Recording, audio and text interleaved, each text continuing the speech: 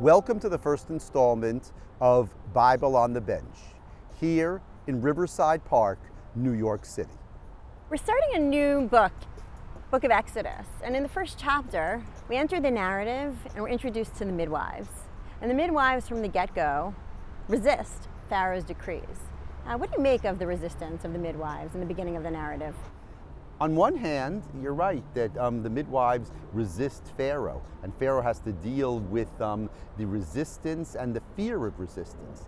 But it's so interesting that at the same time, Pharaoh receives the crib with baby Moses in it and is willing to bring Moses up in the palace. So he seems to be pretty confident, and he doesn't seem to be insecure or uncertain or afraid of resistance. He's willing to take a Jewish boy into his house and bring him up as a prince. And does that resistance prefigure anything that we might read later on in the narratives of Exodus?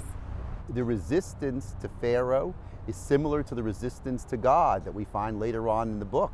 And resistance, the idea of pushing back to leadership, is something that was true in Egypt, and of course is something that's been true throughout the generations to this very day. I think it's quite interesting also that the resistance in this situation comes from the most unexpected place, right? The midwives are the women who are the sort of lower socioeconomic and strategic part of society.